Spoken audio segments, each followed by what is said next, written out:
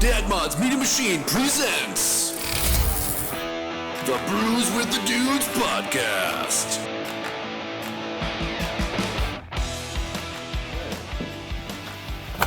Hey guys, welcome back to another Brews with the Dudes podcast. I'm Jake Lindquist, and with me is nobody.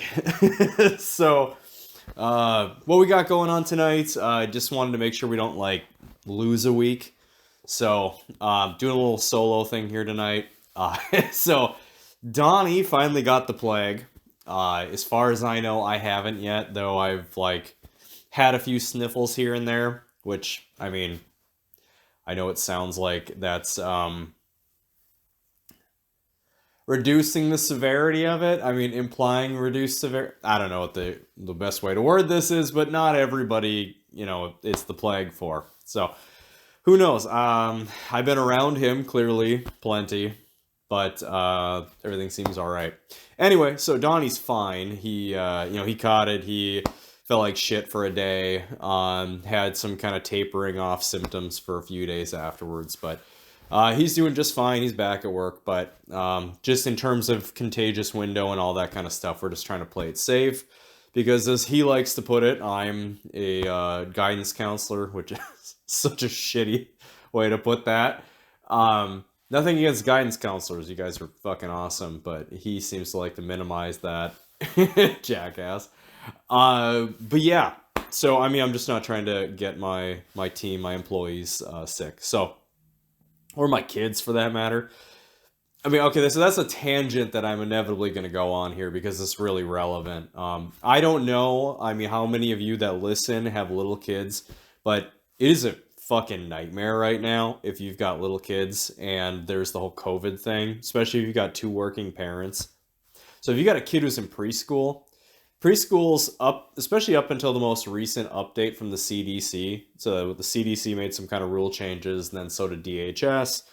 And prior, it was one of those things where, if there was enough kids that had COVID in a class, they'd shut the whole thing down.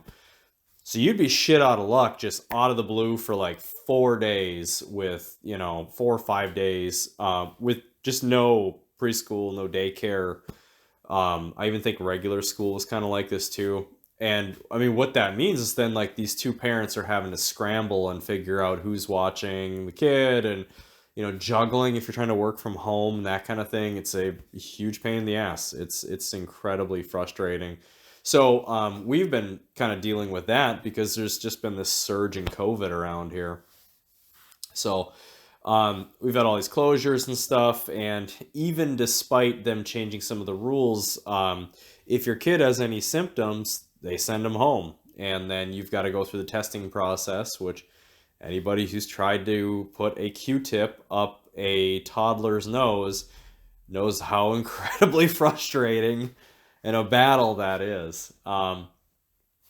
So it's been just a whirlwind. The kicker is, if one of the parents gets sick, you're looking at your kid can't be at school for 15 days or something to that effect. So if you got COVID, your kids don't get to go to school either. So it's a double whammy.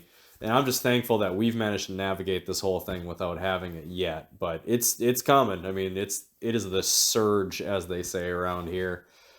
So we're in northern Minnesota. I think most of you, in case we get some fresh listeners, that's where we're at.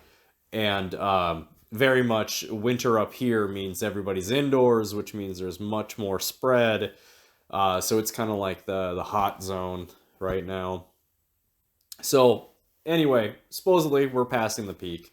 Looking forward to that tapering off as the weather's starting to improve. So I hope you guys are hanging in there, getting by through this crap as best as one can.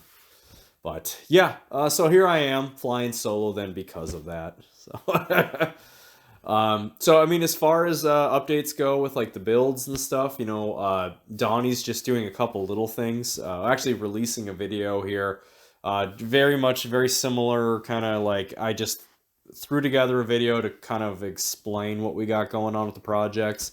So if you don't subscribe to Dad Mods, I'll just explain a quick rundown of it. So basically, the shoebox, because of all these issues with the daycare and scrambling with work, and then work hours getting crazy, you kind of like lose your ability to do hours in the evening working in the cars, and then it's affecting garage days when we got big stretches of hours to work.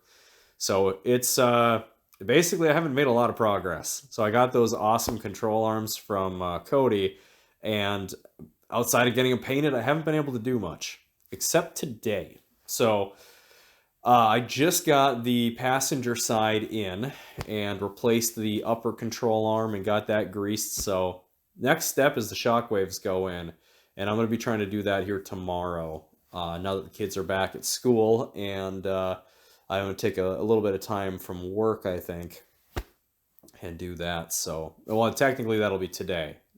So you guys are listening on a Thursday, you'll be, yeah, that will be occurring that day. Yeah. So it's exciting because it means that like I'm gonna be start running airlines and all that stuff, so I can start playing around with it like real air suspension. So that'll be cool, and then I can get an idea of how this thing's gonna sit with the bags completely aired down and how low she's gonna sit. I know it's not gonna be quite as slammed as when I took all the suspension out and just lowered it all the way down on the floor jack, which makes me a little sad because it wasn't like literally laying frame even at that point. So I know that I'm gonna have a few inches off of the ground. It might even be like 4 inches off the ground, which is kind of a bummer, but because I want the thing to be fully dumped. But there's a few things that I can do. I know that I can get taller ball joints for the lower control arms, and that raises the whole thing up a little bit. Drops the car, raises up the hub level, and actually the roll center of the car too. So that's kind of cool.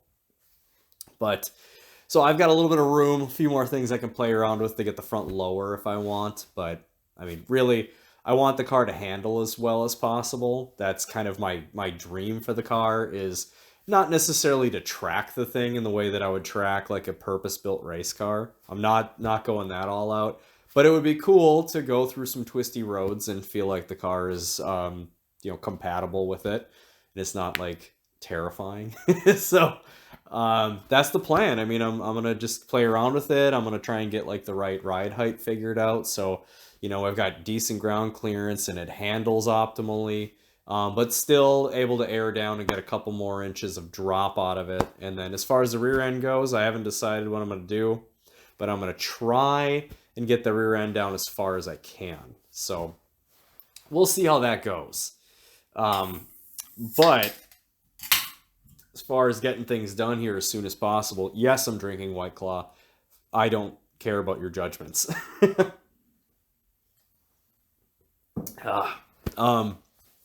So yeah, so as far as like timing, get the car done and everything, I'm gonna try and get all of the air suspension done here before basically before the summer, because we've got two big shows coming up.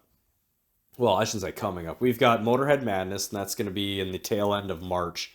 So my goal is to have the front 100% done and the back in some semblance of slammage. Doesn't have to be full slammage. I'm even happy with using the leaf springs and drop blocks and just pulling a leaf or two out of there and just letting the thing kind of sag and driving it that way down to the show, because the show is literally 2-3 miles away from my house. So not a big deal to cruise down there like that. And then after the Motorhead Madness show, if it doesn't get on air at all, I'll start working on putting air into the back of it and doing a link setup in the back. So then the goal for that to be wrapped is done in time for Back to the 50s, which is kind of around Father's Day in June. So that'll be sweet. I mean, that's kind of the goal. I do want to try and put a manual transmission in it this year, but I don't know if that's going to happen or not. I mean, the most important thing is I really want to get this stupid transmission ironed out, because it's doing that whole like shifting late thing. So, that's just kind of like the plan for it. And ultimately, even if it sits as an auto for this year, it's not the end of the world. I can always do the manual transmission this winter, and then it would actually give me a little more time to plan it out and, maybe do a T56 in it. I don't know. That'd be pretty cool. So an auto for one more season wouldn't be the end of the world, as long as the auto is working the way that it should. Yeah. Yeah, guys. So, I don't got too much more to chatter at you guys about. I hope you're all doing well. As always, thanks for the support. Thanks for listening to the podcasts. Thanks for watching the Dad Mods videos. It's a slow process trying to grow this thing. This year, we will finally reach monetization, which, for some channels basically happens overnight, and for some channels it takes 10 years.